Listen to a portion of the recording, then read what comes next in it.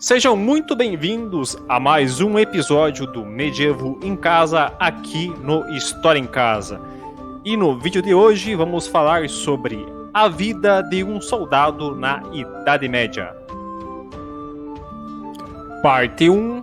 Não houve treinamento militar. Pois bem, durante a Idade Média, raramente os soldados recebiam um treinamento formal. Na verdade, os exércitos cruzados que iam da Europa para a Terra Santa eram muitas vezes bandos de camponeses e fazendeiros que talvez nem tivessem um líder militar para guiá-los. A maioria dos soldados durante a Idade Média já possuía as habilidades necessárias antes de serem chamados para a batalha. Através da caça, eles aprenderam a usar armas e andar a cavalo. Por meio dos torneios e jogos, como justas, eles aprenderam mais sobre as habilidades e competição com outras pessoas. Nada disso quer dizer também que esses empreendimentos eram seguros.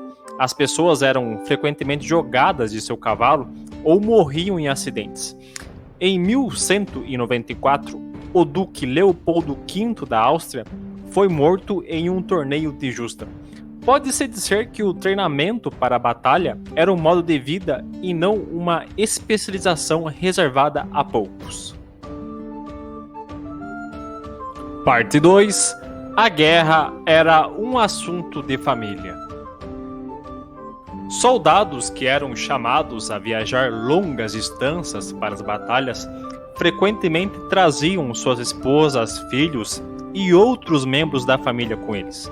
Não era incomum que toda a família pegasse e fosse embora, principalmente durante as cruzadas. Eichhard de Aura escreveu que durante a primeira cruzada, os homens partiam com esposa e filhos e carregados com todo o equipamento doméstico. É claro que essa prática significava que todos enfrentavam as dificuldades da guerra, não apenas os soldados. Às vezes, os idosos e as crianças faziam viagens longas, árduas e perigosas para a frente de batalha, em vez de ficar em casa para cuidar das suas propriedades. Parte 3. Lesões poderiam ser fatais. Imagine que alguém atire uma massa na sua cabeça. Você certamente é nocauteado e, se acordar, terá uma enorme dor de cabeça. Não espere acordar de tal lesão, mas se o fizer, provavelmente terá um dano cerebral muito grave. Esqueletos que os pesquisadores escavaram revelam quão horríveis e sangrentas eram as feridas que as pessoas que morreram em batalhas realmente eram. Um esqueleto que foi descoberto perto do castelo de Stirling mostrou golpes repetidos na cabeça que deixaram 44 fraturas no crânio, bem como mais de 60 golpes no resto do corpo. Aqueles que não morreram em batalha, mas receberam ferimentos, provavelmente morreram pouco depois disso. Sem cuidados médicos modernos, eles podem sangrar nos dias e semanas seguintes, ou encontrar suas feridas purulentas com uma infecção muito grave. Eles eram frequentemente deixados para morrer no campo em certos casos, porque as chances de sobrevivência eram muito baixas e o risco de espalhar uma doença era muito altíssimo. Os soldados que conseguiram voltar para casa geralmente carregavam cicatrizes que seriam visíveis para o resto da vida. Parte 4. Você lutaria em certas épocas do ano. Desde a queda do Império Romano até a Era Medieval, havia muito poucos exércitos permanentes em que soldados de carreira lutaram durante todo o ano. Uma exceção são os Cavaleiros Templários. Muitos soldados eram principalmente agricultores e camponeses, especialmente soldados de infantaria que não tinham cavalos. Eles tinham que cumprir primeiramente seus deveres no campo. Como tal, havia certas épocas em que os senhores e reis convocavam seu povo para ir à batalha ou embarcar em alguma outra campanha militar.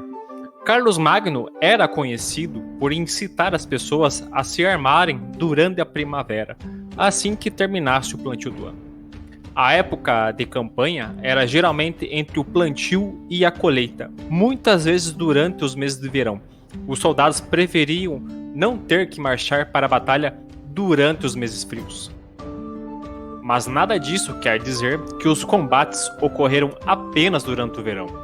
Os cercos muitas vezes podem durar semanas e se estender até o inverno. Esses cercos foram particularmente destrutivos, pois muitas vezes proibiam as pessoas de colher os alimentos do ano e, portanto, levavam à fome em massa.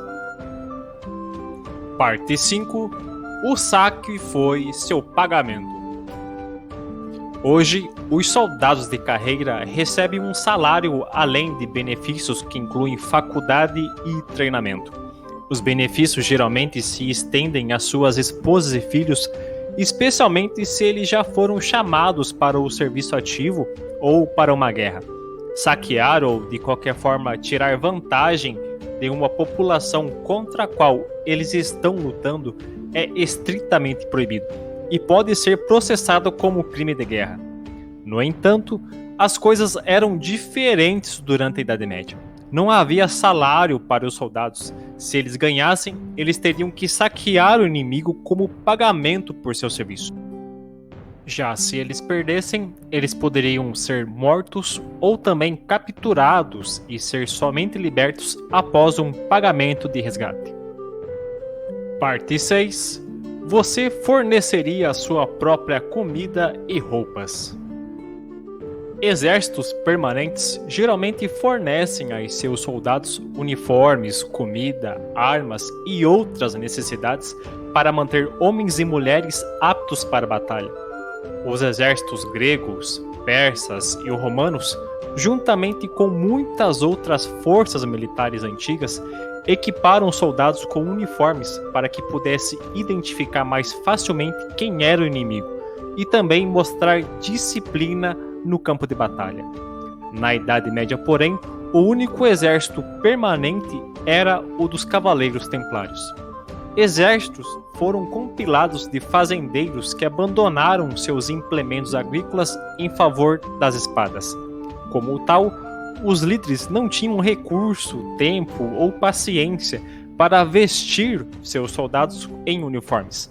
Eles nem mesmo lhe forneceram comida ou armas. Todas essas coisas eram de responsabilidade do soldado.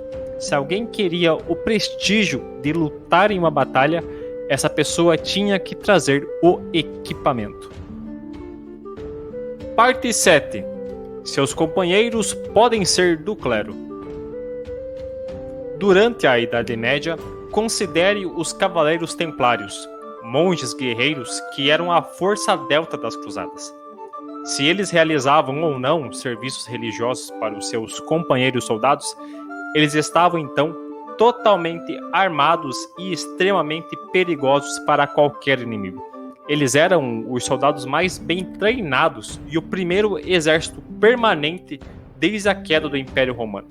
Os Cavaleiros Templários, que eram monges da Ordem Beneditina, não eram os únicos clérigos que cavalgavam para a batalha. Homens de elite, também conhecidos como bispos, padres e cardeais, frequentemente lutavam ao lado de soldados comuns. Eles não apenas forneceram apoio moral a outros soldados, como também carregavam as suas próprias armas e lutavam ferozmente quanto qualquer outro soldado. Durante a Batalha de Reixens, o bispo de Bayeux, Odo, lutou ao lado do seu meio-irmão Guilherme o Conquistador. Parte 8. Você destruiria sua própria terra. Quando um exército inimigo se aproximava, o líder costumava enviar um emissário para tentar fazer com que a força oposta se rendesse. Além disso, considerando o tamanho desses exércitos quando viajavam geralmente a pé por longos trechos do campo, não havia como esconder quando um exército inimigo se aproximava. Como tal, as forças opostas sabiam quando precisavam se preparar. Eles muitas vezes queimavam as paisagens circundantes para que o exército que se aproximasse não tivesse nenhum tipo de suprimento. Este foi apenas o primeiro passo de muitos que eles dariam para se preparar. Com um cerco no horizonte, os soldados estocariam comida e suprimentos dentro do castelo para que pudessem sobreviver ao exército ao redor. Eles também cavavam valas que poderiam usar para defender seu território, além de montar lanças e plataformas de combate. Com os vikings em jogo, no entanto, tudo isso mudou. Ninguém sabia quando um ataque viking estaria chegando, pois ele vinha pela água, e assim poderiam lançar ataques surpresas. As defesas permanentes tornaram-se então um modo de vida para proteger contra os ataques vindo do mar. E por hoje é só, pessoal. Eu espero que tenham gostado do vídeo e nos vemos no próximo Medieval em Casa. Tchau!